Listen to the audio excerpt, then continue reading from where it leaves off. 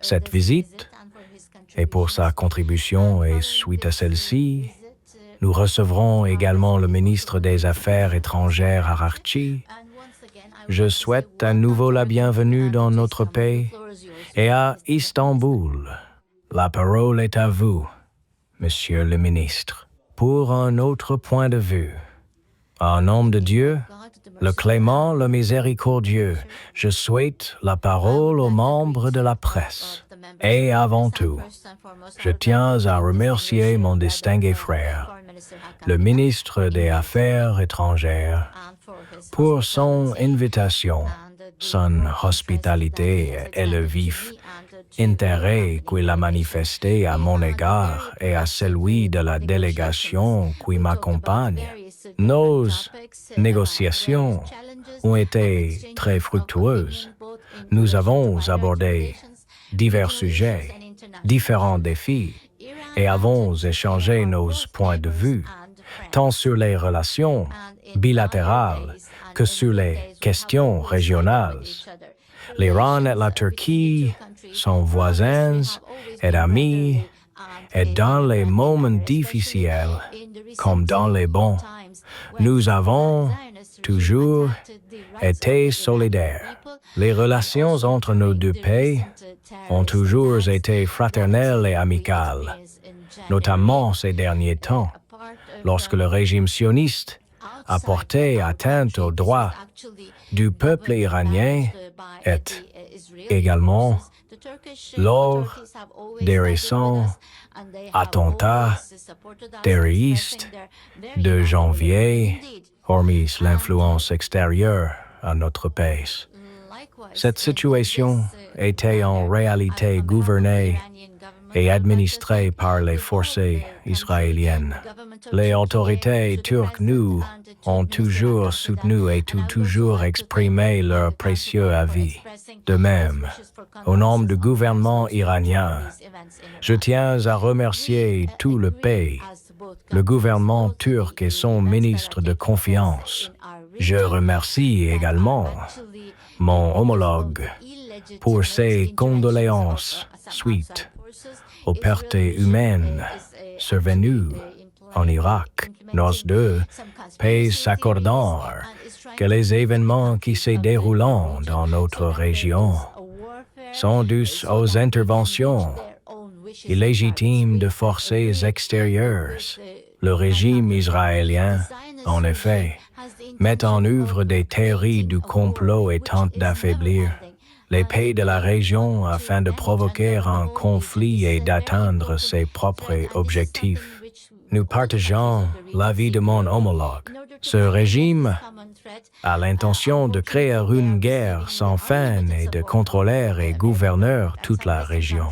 Il s'agit d'une menace très importante et tous les pays de la région en sont pleinement conscients afin de lutter contre ce danger commun. Malheureusement, ils bénéficient du soutien inconditionnel du gouvernement américain et certains pays occidentaux les soutiennent également. C'est pourquoi les pays de la région et les pays islamiques doivent redoubler de vigilance face à cette attaque. Lors de nos discussions avec mon homologue, le ministre des Affaires étrangères, nous avons évoqué les tensions qui règnent dans notre région et leurs conséquences destructrices. Nous sommes convaincus que la sécurité de tous les pays de la région est indissociable de la sécurité régionale. L'entrée en guerre d'un seul pays représente une menace considérable pour l'ensemble de la région et risque de perturber la stabilité et la sécurité. Nous nous opposons fermement à toute intervention de ce type orchestrée par le régime sioniste. Nous sommes prêts à participer à toute contre-mesure. La protection de nos intérêts nationaux et de la sécurité régionale est notre priorité absolue en tant qu'Iran.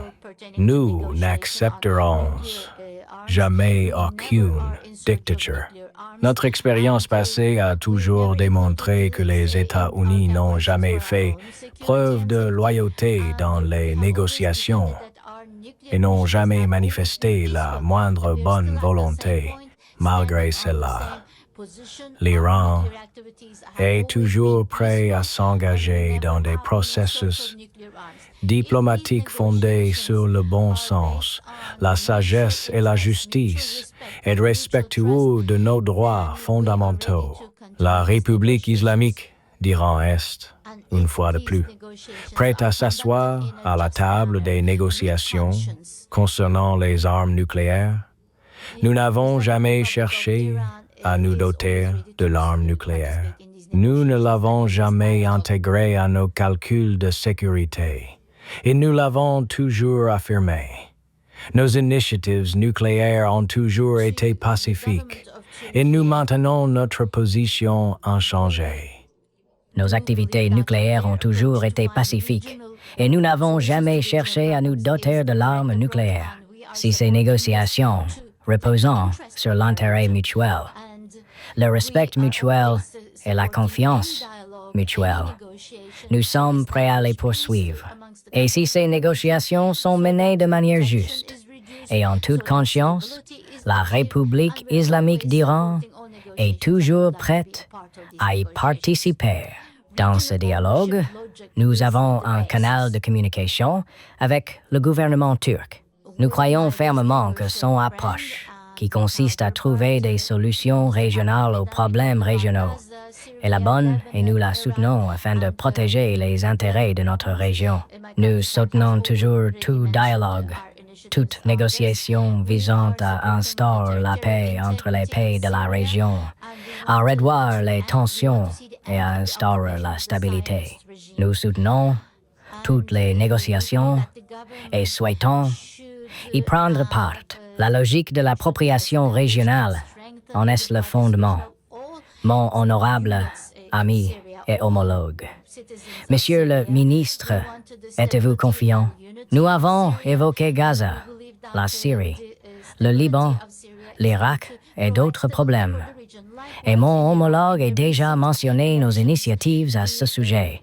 Nous soutenons l'intégrité territoriale de la Syrie et souhaitons la fin de l'occupation du régime sioniste.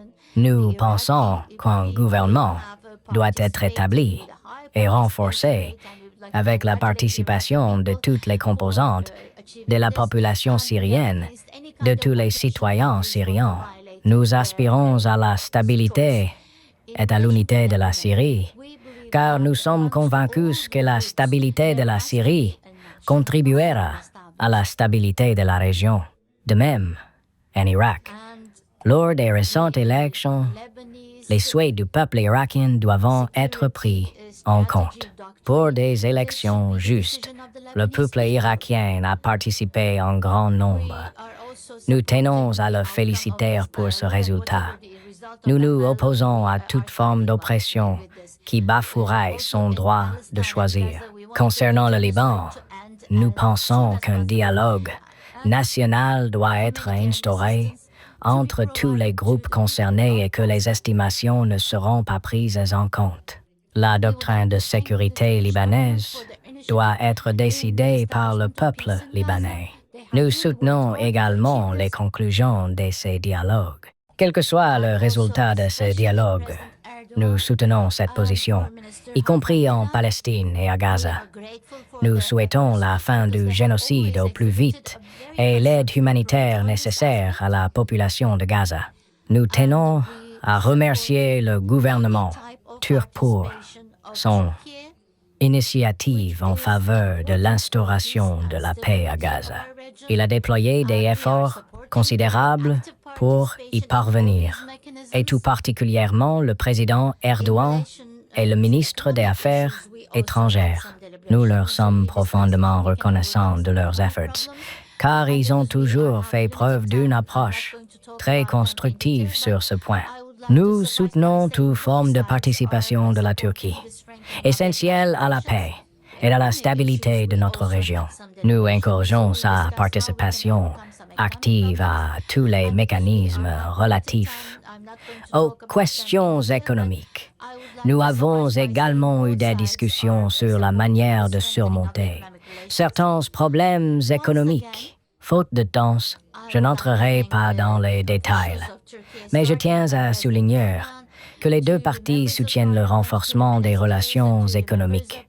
Je tiens à remercier les autorités turques, du président Erdogan aux parlementaires, en passant par les ministres et les journalistes, pour leur soutien à la République islamique d'Iran et leur attitude constructive face aux théories du complot du régime sioniste et à leur soutien à l'Iran. Je remercie également mon distingué frère, confident du gouvernement turc, pour son hospitalité. Merci beaucoup pour votre patience. Nous ne répondrons pas aux questions. La première question sera posée par Al Jazeera.